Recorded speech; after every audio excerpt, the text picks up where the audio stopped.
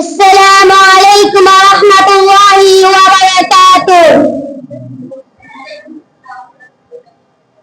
الحمد لله رب العالمين والعاقبة للمتقين نبينا محمد وعلى آله وصحبه أجمعين أما بعد সম্মানিত উপস্থিতি আজ আমি আপনাদের সামনে অত্যন্ত গুরুত্বপূর্ণ একটি বিষয় সময় সম্পর্কে কোরআন ও হাদিস আলোকে সংক্ষিপ্ত কিছু আলোচনা তুলে ধরব ইনশাআল্লাহ। মহান আল্লাহ তাআলা পবিত্র কোরআনে বিভিন্ন স্থানে সময়কে শপথ করেছেন আর কোন কিছুকে শপথ করা অর্থ হলো গুরুত্ব সহ বুঝিয়ে দেওয়া। সূরা আসর আল্লাহ তাআলা বলেন ওয়াল আস ইন্নাল ইনসানা লাফি খুসর, সময়ের কসম নিশ্চয় মানুষ ক্ষতির মধ্যে লাঞ্ছিত। সূরা আসর 1 থেকে 2।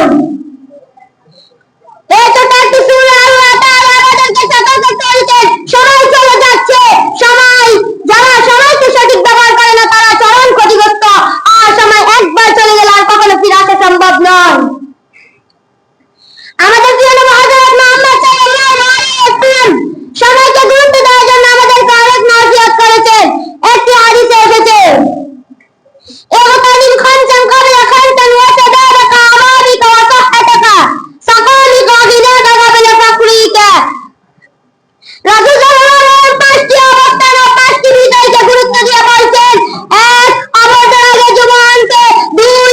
অসুস্থের আগে সুস্থতাকে, 3. দরিদ্রের আগে সচ্ছলতা থাকে, 4. ব্যস্ততার আগে অবসর সময়কে, 5. মৃত্যুর আগে জীবনকে।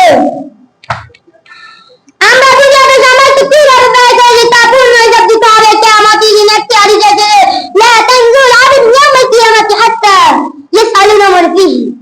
কিয়ামতের দিন বান্দারা নামাজ পড়ে না যতক্ষণ না তাকে জিজ্ঞাসা করা হবে তুমি তোমার